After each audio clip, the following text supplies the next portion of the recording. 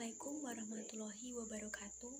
Kami dari kelompok 10 ingin mempresentasikan tentang sejarah Wahdatul Wujud dan Insan Kamil. Yang pertama yaitu pengertian dari Wahdatul Wujud. Pengertian dari Wahdatul Wujud ini terbagi menjadi dua, yaitu secara bahasa dan secara istilah. Nah, yang pertama yaitu secara bahasa. Secara bahasa juga terbagi menjadi dua, yaitu bahasa Arab dan bahasa Indonesia. Nah, dalam bahasa Arab, Wahdatul Wujud ini berasal dari kata wahdah yang artinya satu atau kesatuan. Dan al-wujud itu artinya wujud atau ada.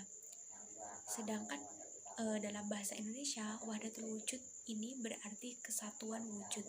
Jadi, kesimpulan dari Wahdatul Wujud secara bahasa itu berarti ajaran yang mengajarkan tentang bersatunya wujud manusia dan Tuhan. Yang kedua yaitu secara istilah. Yang pertama itu menurut pendapat Ibnu Arabi yang digelari Al-Syekh Al-Akbar, maksud wahdat al-wujud adalah bahwa yang ada hanyalah wujud yang satu. Semua alam semesta ini adalah manifestasi dari yang satu itu. Nah, dan yang kedua itu menurut pendapat Profesor Dr. Abu Dinata, Wahdatul Wujud ini ialah setiap sesuatu memiliki aspek lahir dan batin termasuk pada Tuhan. Nah, aspek lahir pada manusia itu ialah fisiknya yang tampak dan batinnya yang berupa roh yang ada pada jiwa manusia. Nah, selanjutnya unsur lahir yang ada pada Tuhan ialah sifat-sifatnya yang indah, dan unsur batin pada diri Tuhan ialah zat yang kekal. Jadi, kesimpulan dari Wahdatul Wujud secara istilah adalah bersatunya Tuhan dengan manusia yang telah mencapai hakiki atau dipercaya telah suci. Yang kedua yaitu pengertian dari insan kamil. Dalam secara bahasa, yaitu bahasa Arab dan bahasa Indonesia, dalam bahasa Arab itu insan kamil berasal dari dua kata, yaitu insan dan kamil. Nah, secara harfiah, insan itu berarti manusia dan kamil berarti yang sempurna. Dengan demikian, insan kamil berarti manusia yang sempurna. Nah, sedangkan dalam bahasa Indonesia, insan kamil itu adalah manusia yang sempurna dari segi wujud dan pengetahuannya. Nah, kesempurnaan dari segi wujudnya ialah karena dia merupakan manifestasi sempurna dari citra Tuhan, yang pada dirinya itu tercermin nama-nama dan sifat Tuhan secara utuh. Jadi, makna dari insan kamil itu sendiri adalah manusia yang sempurna dari segi wujud dan pengetahuannya. Yang kedua yaitu secara istilah. Yang pertama menurut pendapat Muhyiddin Ibnu Arabi, insan kamil ialah manusia yang sempurna dari segi wujud dan pengetahuannya.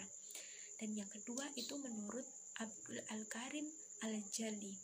Insan kamil ini merujuk pada diri Nabi Muhammad SAW sebagai sebuah contoh manusia ideal. Jati diri Nabi Muhammad yang demikian itu tidak semata-mata dipahami dalam pengertian Muhammad SAW sebagai utusan Tuhan, tetapi juga sebagai nur atau cahaya ilahi yang menjadi pangkal dan poros kehidupan di jagat raya ini.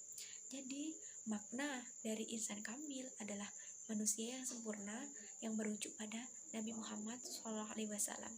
Yang selanjutnya akan disampaikan oleh rekan saya. Sejarah Wahdatul Wujud dan Insan Kamil. Doktrin tentang Wahdatul Wujud selalu dihubungkan dengan Ibnu Arabi karena ia dianggap sebagai pendirinya. Meskipun doktrin Wahdatul Wujud dihubungkan dengan aliran Ibnu Arabi, doktrin yang kira-kira sama atau senada dengannya telah diajarkan oleh beberapa sufi jauh sebelum Ibnu Arabi. Adapun Ibnu Arabi sendiri tidak pernah menggunakan istilah Wahdatul Wujud. Beliau dianggap sebagai pendiri Wahdatul Wujud dikarenakan ajaran-ajarannya mengandung teori ide tentang Wahdatul Wujud. Jauh sebelum perkembangan mistisme Islam atau biasa disebut dengan tasawuf, para filosof klasik sudah terlebih dahulu membicarakan tentang yang satu, atau wajib, al-wujud, Tuhan, pluralisme maupun dualisme, hubungan antara Tuhan dengan alam. Perkembangan mistisme Islam yakni pada awal abad ke-7, yaitu munculnya sufi-sufi yang mengabdikan diri mereka bagi kesucian hidup atau yang disebut dengan warok, ketekunan beribadah, dan perenungan terhadap keadaan manusia dan hubungannya dengan Tuhannya. Mereka menjauhi kemegahan duniawi, misalnya Hasan al-Basri, Rabi'ah al-Adawiyah, dan lainnya. Pada abad berikutnya, pusat gerakan mistisme ini berpindah ke Baghdad. Beberapa figur terkemuka pada awal sejarah Sufisme diantaranya yaitu Al-Muhasibi, Ibnu Abi Dunya, Ma'ruf Al-Harqi, dan Abu Qasim Al-Junaidi. Tokoh kiranya yang berperan dalam mempopulerkan wahdatul wujud ialah Taqi ad-Din Ibnu At-Tamiyah. Ia adalah pengecam keras Ibnu Arabi dan pengikutnya. Sejak zaman Ibnu At-Tamiyah dan seterusnya, istilah wahdatul wujud secara umum digunakan untuk menunjukkan seluruh doktrin yang diajarkan Ibnu Arabi dengan para pengikutnya. Pengertian wahdatul wujud menurut Ibnu Taimiyah berbeda dengan pengertian wahdatul wujud Ibnu Arabi. Menurut Ibnu Taimiyah, wahdatul wujud adalah penyamaan Tuhan dengan alam. Perbedaannya dengan Ibnu Arabi ialah bahwa dia tidak melihat aspek tanzih dalam ajaran yang sama. Dia hanya melihat dari sisi tasbih dalam ajaran Ibnu Arabi. Padahal kedua aspek tanzih dan tasbih itu berpadu menjadi satu dalam ajaran Ibnu Arabi. Nah, melalui sufi dari Gujarat yaitu Muhammad Ibnu Fadlullah Al-Burhanpuri, ajaran tasawuf Ibnu Arabi menyebar di Asia Selatan. Di sini, tasawuf Ibnu Arabi diulas dan diperkenalkan oleh sejumlah ulama sufi seperti Hamzah Fansuri, Syams ad-Din As-Sumatrani, Abdul As-Somad, Al-Falimbani, Daud Al-Fatani, Muhammad Nafis Al-Banjari, dan yang lainnya.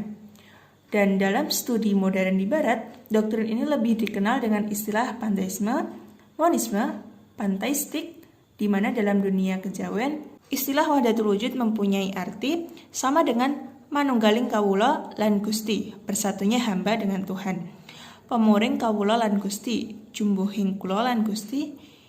Istilah wahdatul wujud maupun istilah manunggaling kawula Gusti dalam bahasa Jawa mempunyai arti yang sama, yakni kesatuan eksistensi bersatunya antara Tuhan dengan hamba. Selanjutnya penjelasan tentang insan kamil. Dalam khazanah literatur Islam, istilah insan kamil baru muncul sekitar pada awal abad 7 Hijriah atas ide Ibnu Arabi yang digunakannya untuk melabeli konsep manusia ideal sebagai lokus penampakan dari Tuhan. Akan tetapi, apabila dicermati secara lebih mendalam, terutama dari segi substansinya, maka gagasan ini sebenarnya adalah gagasan yang sudah lama muncul dan hanya saja pada masa sebelumnya tidak memakai istilah insan kamil. Meskipun konsep insan kamil bukanlah hal yang baru, tapi konsep ini mendapatkan perhatian yang sangat khusus dan istimewa. Hal tersebut dapat dilihat dari begitu intensnya para tokoh sufi membicarakan tentang paham ini. Mereka adalah Ibnu Arabi, yaitu seorang tokoh yang memberikan istilah pertama mengenai manusia sempurna dengan insan kamil. Kemudian disusul oleh Al-Jili yang memberikan uraian yang cukup komprehensif dalam karyanya Insan Kamil. Cara menuju wahdatul wujud dan insan kamil. Dengan menerima gagasan Ibnu Arabi tentang kesatuan wujud, Al-Jili mengemukakan bahwa penampakan dari Tuhan itu melalui 3 tahap. Manifestasi beruntun yang disebutnya dengan kesatuan atau ahadiyah, kediaan atau hiwayah, dan keakuan atau aniyah. Nah, dan jalan untuk menuju ke tingkat insan kamil menurut Al-Jili adalah dengan pengamalan Islam, iman, salah, ihsan, syahadah, siddiqiyah, dan qurbah melalui beberapa tahapan, yaitu mubtadi, mutawasid, dan ma'rifah, yang kemudian mencapai makom khatam atau penghabisan. Nah, jika sufi sudah mencapai makom khatam, dia menjadi insan kamil atau manusia sempurna yang mempunyai sifat ketuhanan dan dalam dirinya terdapat surah Allah atau dia bayangan Tuhan yang sempurna.